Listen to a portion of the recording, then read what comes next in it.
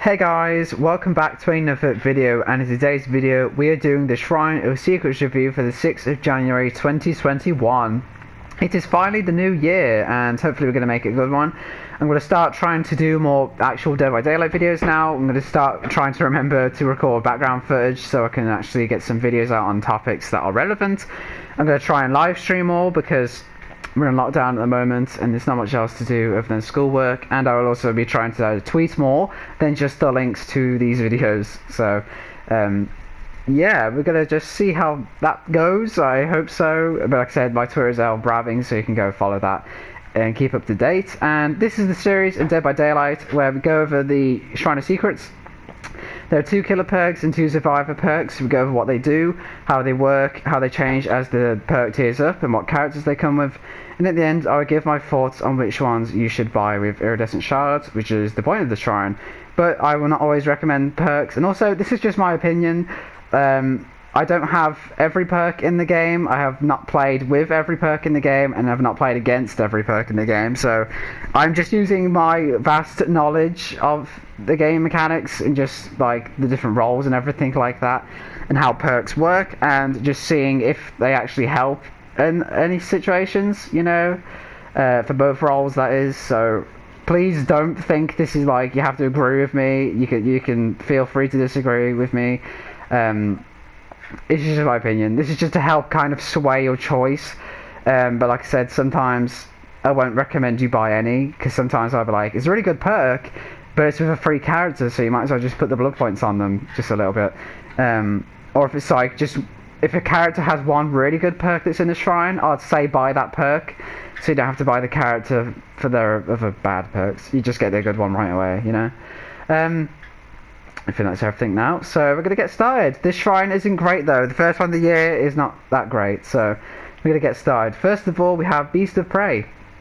Sorry about that. Which is a Huntress perk, and this one is to do with the Bloodlust stats effect, and that recently got looked at by the devs like a month ago or 2 months ago, whenever that was. So I think this perk may be getting changed slightly in the future, or I mean, it's not great as it is, so I feel like it would probably just get reworked by itself. But basically, you get the undetectable stats effect after gaining Bloodlust Tier 1, and the stats effect is removed once you have lost Bloodlust. So Bloodlust is when you are in a chase with a survivor and you don't hit them within like 15 seconds, I think it is. You get the Bloodlust stats effect Tier 1, which basically increases your movement speed a bit. I think it's by 5%, I'm not too sure. And then for the next like 50 seconds you get Tier 2, and then again you get Tier 3. Tier 3 is the max. I think it's the same as Play with Your Food, but I'm not too sure about that. I might have to look into that and leave a pinned comment or something. You also get 30% more blood points for actions in the Hunter category. In Tier 2 that's 40%, and in Tier 3 that's 50%. That's not very... That's just kind of there, so there's a reason to have the perker, because the Hunter category is probably the easiest one to fill out, or like one of the easiest ones to fill out. You'll just do this as you played the match, so I guess it's helpful for that, but not really very worth it, you know. So I feel like this one is really not good. I just feel like undetectable doesn't help a whole lot on certain loops, I guess so. And I guess on like killers like Wraith and Trapper, I guess a lot of like pallet eating killers, so like Wraith and Pig and Ghostface, I guess could benefit from this because they're just in chases like that a lot. But yeah, I feel like undetectable isn't like that great. I just feel like, again, I don't have this perk and I don't know if I've ever played against it, but like you won't really tell. Like you'll adapt quickly once they have undetectable, or you could literally just move on from the loop. Because also once the chase ends, that also automatically removes Bloodlust, so then you know you can just hear them again and see them. So I feel like this will get reworked at some point, and I feel like they can do something interesting with giving you an effect in a chase if you're not like performing very well. But I think at the moment undetectable is like just not that great, and the extra blood points really don't help. And to be honest, if you're using this perk or if you're playing against it, you won't really feel the difference. Yes, they'll lose the terror radius and the red stain, but unless they don't really know what they're doing, and if they do know what they're doing, then they wouldn't be using a perk to help them in chases in the first place, you know? So, interesting concept, but we'll see what happens with that one. Next up we have Buckle Up, which is a Ash perk, and I can't even remember the last time this was on the shrine, but it's kind of nice to see it, I guess. So, for this one, the recovery progress of dying survivors' auras can be determined by the intensity of the auras at a distance of up to 48 meters. So it's similar to the Legion and Wraiths add-ons, which is the ones where you can like see gen auras and you see how tense they get. It's the same with this, and you can see how much from up to 48 meters, how much they've recovered just by seeing how intense the aura gets. And also, when you heal the survivor from the dying state to the injured state, both the healed survivor and yourself see the killer's aura for a duration of 4 seconds. At tier 2 that's 5 seconds, and at tier 3 that's 6 seconds.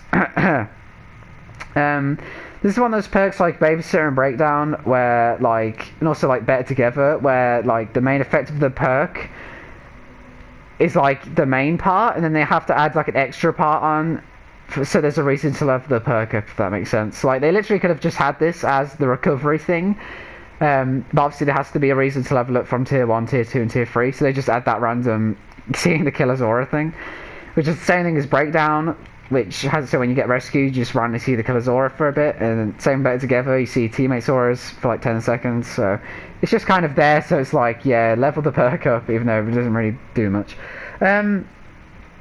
Again, seeing the killer's aura, yeah, I guess it's nice. I guess the information might not be that helpful, because a lot of times when I'm picking up dying survivors, most of the time the killer is coming back to them. Sorry about that. So I feel like that part isn't, again, that's just kind of there, so it's just there. And as for the aura intensity, again, it's interesting, and I'm sure with perks, with like, maybe we'll make it, and like empathy, I guess, you know, to like make sure you can get there, and you know, I guess in some situations it can help. Like, you know, if you're looping the killer or something, you can see, like, if you're on comms, for example, the killer's down someone and then they get in a chase with you, you can tell your friends, oh yeah, that guy, you know, he's recovered a lot, but surely they'll still know that. Yeah, this one is interesting. I don't have this one as well, but I would like to have it at some point just to like mess around with it and see if it actually is any good, and maybe that could be a video of itself. God, sorry, my throat is really bad and I've just drained the last of my drink, so maybe I'll cut out some of my coughs or something, but yeah. Interesting. The second part is just kind of there, just to be there. And the actual main part of the aura is, again, it's interesting. I don't know how useful it is. I wouldn't take up a perk slot for this, because most of the time they'll just be recovering anyway, and again, if the killer doesn't slug, then this perk won't see any value at all, so keep that in mind. Next up we have Head On. This is a Jane perk, and I feel like everyone knows what this bloody perk is, so my god, sorry about that. This is an exhaustion perk, and in my opinion this is the worst exhaustion perk in the game, just because all it does is a stun, which can definitely help. But I feel like if you're not on comms, trying to use this solo is like really difficult and like really awkward as well. So you stand on locker, and then if you've done that for 3 seconds, it will activate. And then once you perform a rush action to leave a locker to use Head On, that's not right, no. While Head On is activated, perform a rush action to leave a locker to use Head On. That's worded weirdly, unless I'm just stupid. The killer is if the killer is standing within head-on effective range, the killer gets stunned for 3 seconds. So that's another thing as well. It's only 3 seconds. I always thought this was 5 seconds, but it's actually only 3 seconds. So that's interesting. So basically, you'll get in a locker. Once you've been there for at least 3 seconds, the perk activates. And if the killer is right in front of the locker and they're walking past or like picking up a survivor, you can jump out, and it will stun them as if it's like a decisive strike stun. But like I said, this is 3 seconds, not 5 seconds, which I didn't know before. And you also get the exhaustion status effect for 60 seconds. At tier 2, that's 50 seconds, and tier 3, 40 seconds, like every exhaustion perk. So, yeah. It also says that head-on cannot be used while you have idle crows, which is, you know, standard. And also the other things, you know, don't recover from exhausted while you're running and stuff like that.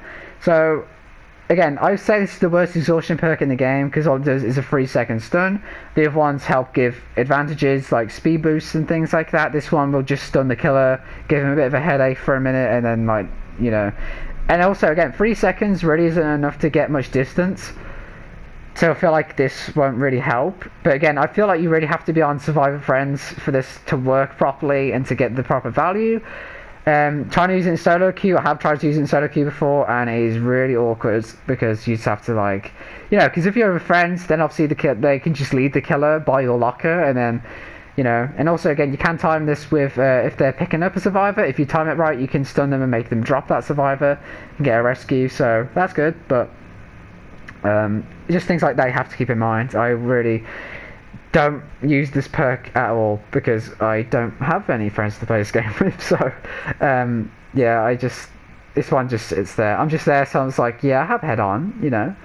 Finally, we have Zanchin Tactics, which I swear was only in the shrine this month, well, within a month, so I won't spend too long on it. And my god, I really need to have a drink after this. This one is the same as Winner's Opportunity. It's literally exactly the same. And I think Winner's Opportunity was only on last week or the week before, so I'm really not going to spend long on this. But basically, you see the auras of pallets break through walls and windows within 24 meters. And then when you damage a survivor in a chase, or just damaging a survivor in general, this perk will become inactive for 40 seconds. At tier 2, that's 35 seconds, and at tier 3, that's 30 seconds. So this literally is just the same as Windows of Opportunity, which is on the perk loads, been on the shrine load, sorry, but for killer, and also the way it deactivates is slightly different. Again, good for beginners, good for learning killer and loops, and that's all I can say about it. You could just watch the ones with Windows of Opportunity to get like my full thoughts on that, so yeah. Now I'm going to go over which ones I think you should buy. Wow, my voice is really shit for this. Maybe I should re-record this. Should I re-record this? I don't know, maybe. Maybe like tomorrow I'll do a re-upload. For this shrine, I'm only going to recommend Head On, just if you have friends. Or if you want to do a meme build. I guess, yeah, meme builds work as well. But again, the coordination is key for this one. It's really difficult to use this by yourself because it's just a lot of luck and it's just a lot of waiting. And again, you know, you could be doing that time to be doing gens or healing or looping, and you're just sat in a locker waiting for the killer to hopefully walk past, just to get a 3-second stun, you know. So buy this one if you want to mess around with your friends, if you want to have something fun to do. Other than that, I really don't recommend any of these perks. Beast of Prey might get changed eventually, so I would maybe wait and see if that one, but even as it is right now, it's really not that useful. Buckle Up is interesting. Again, this one, like, really isn't worth it. Like, it just doesn't really help a lot, because, you know what I mean? Like, up to 48 meters, I don't know. You know what I mean? Like, I'm making this really awkward, but like, it just, you already know if they're going to be recovered or not, because you can like run over to them. And I know that's like, it's meant to be like, you know, if you're busy or whatever, but like, I don't know, if you're using a solo queue, who are you going to relay that information to? And again, if they're not moving on the ground, then they're obviously recovering, you know what I mean? I just feel like this one's a bit weird. And as for the aura reveal, yeah, it's just pointless. Zanchin, again, it's good for beginners, it's good to loop things, but Oni's perks are kind of meh.